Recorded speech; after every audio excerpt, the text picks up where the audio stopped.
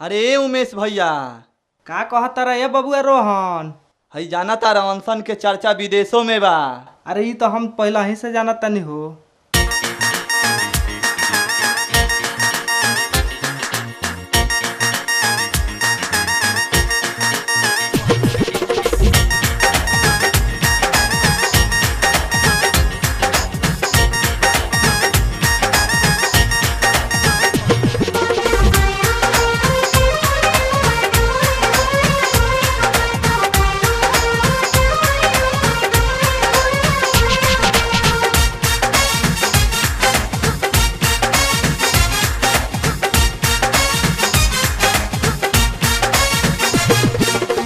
देशवा में भारी भ्रष्टाचार बढ़ गईले, देशवा में भारी भ्रष्टाचार बढ़ गईले। छिली लोग प्याज या नयन सन बारे कईले, हाँ छिली लोग प्याज या नयन सन बारे कईले। बारे सब नेता लोग मुँह लटकईले, बारे सब नेता लोग मुँह लटकईले। छिलिलो पियाज या नयन सन बारे कईले, छिलिलो पियाज या नयन सन बारे कईले, छिलिलो पियाज या नयन सन बारे कईले।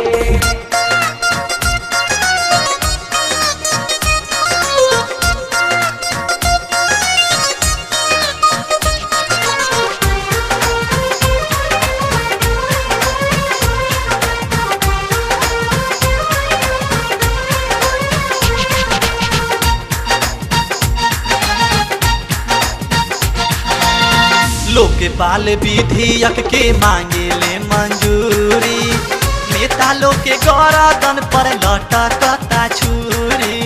अरे हई लोकपाल बिल का हो? एहो लोकपाल विधेयक के मांगेले मंजूरी, नेता लोग के गरदन पर लटकता छुरी। देशवा में डंका यौरी बिगुल बजैले, देशवा में डंका यौरी बिगुल बजैले। छिली लोग प्याज या नयन सन बारे कईले, छिली लोग प्याज या नयन सन बारे कईले, छिली लोग प्याज या नयन सन बारे कईले।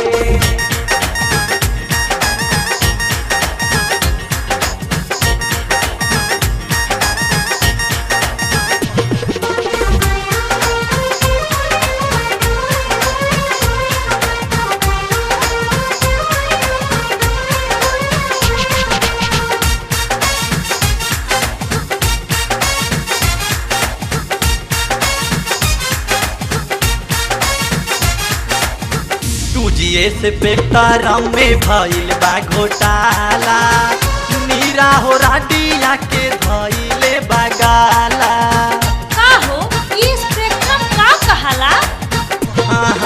हाँ 2G से पेपर में भइल बा घोटाला, नीरा हो राडिया के धइले बगाला।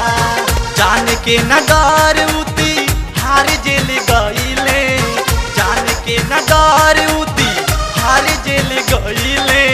छिली लोग प्याज या नयन सन बारे कईले, छिली लोग प्याज या नयन सन बारे कईले, छिली लोग प्याज या नयन सन बारे कईले।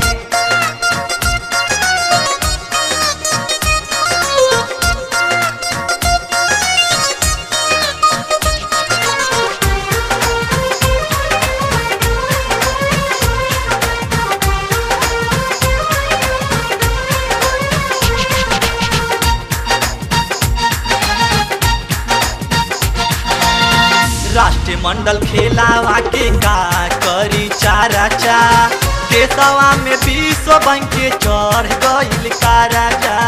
अरे तो हई नेता लोग काहे के मुंह लटकौले बालो? हाँ राष्ट्रमंडल खेलावा के का करी चाराचा, देशवा में विश्व बैंक के चढ़ गईल का राजा। कहता रे रोहन दिल्ली आना खिसियाइले, कहता रे कुंदन दिल्ली आना खिसियाइले। छिली लोग पियाज या नयन सन बारे कइले हाँ। चिली लोग पियाज या नयन सन बाड़े कोइले चिली लोग पियाज या नयन सन बाड़े कोइले देशवा में भारी भ्रष्टाचार बढ़ गइले देशवा में भारी भ्रष्टाचार बढ़ गइले छिली लोग पियाज या नयन सन बारे कइले हाँ। छिली लोग पियाज या नयन सन बारे कइले बारे सब नेता लोग मुँह लटकइले बारे सब नेता लोग मुँह लटकइले छिली लो पियाज या नयन सन बारे कइले हाँ। चिली